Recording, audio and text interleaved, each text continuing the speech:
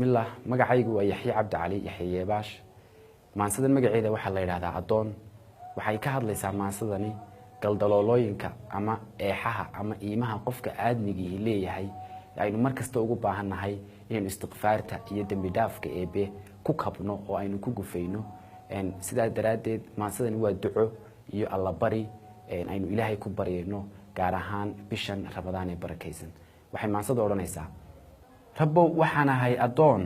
islaan muslimo xamdiya arkaantiyo tiirarkiyo qiro shahaada falay rasuul malag aakhiriyo jannada aamine cadaab ku caabuday kali ahaan cid iyo soo marin abaan amaanaan ku sida ayaan kaygiyo hadhow umuurana waan rabaa xabaalana waan arkaa wad iyo eel waan hubaa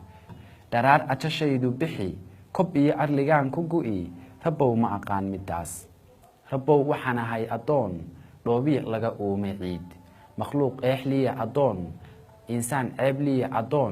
adoon kugu iri ilaah kalbaan ahay eeda badan qof baan ahay iima sudan ilowshuhu way astaan ilduufkuna way aqoon ibaa igu taal waswaas ka ula damacayga falan haddaanad ahayn qafuur jaliil dambi dhaafisiin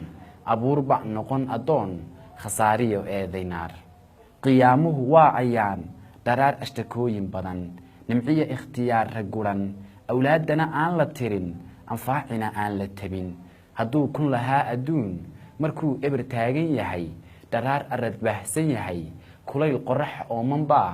rabbowna idlaynaysee carshiga toddobada adoon harkiyo idinkaaga hela nakeen rabbiyow agtood rabbow jannadaada udug indhaan sawirkeeda hayn degaan maqalkeed ekayn afkaar baan lagu cabirin waxaa ku dhex nool ambiyo udgoonow nebi maxamed cali iyo abubakar sidiiq ansaartii madiine iyo asxaabtii baan rabaa inaan la jiroon arkee adaa karayee rabbow abaajahal hay dhaweyn af iyo carab iyo qoraal tixdiya arartaan ka dhaho hadday tahay sama adeeg adaan rajo kaa qabaa fadliya ajar kaa filaa ammaan iyo baan i hoda adduun iyo maalka gura cidnaba kama sugo ama qofkii ooyaan dartaa kulayl olol iyo cadaab jaxiima ilsaarahayn rabbow iga keen ilmada idaajaa iyo watiin kolkaan arraxmaan akhriyo rabbow iga keen ilmada kolkaan eegmada dhulkiyo abuurtiyo dheehda buur cir iyo uunkaagan dadan eebow labadii i bilay aabbiyi hooyadii i dhalay siday amba ii korsheen rabbow adna iigu dhowr daraar weeyaan ifkuye jaliil hay oofsanuun anoon weli gudin abaal axsaantay ii faleen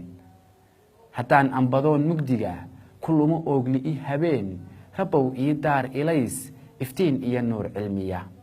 haddaan daldalaal adduun ugbaad iyo moodo abid ormada shaydaanku wado qaraabiyo moodo ehel ogaan ma ahee rabbow albaabka hanuunku jiro abbaar igu soo hadee falkayga ikhlaas ku dayr caqiidiya diin ku ood rabbow iga dhowr iblays ishiyo ruuxiyo asha kulul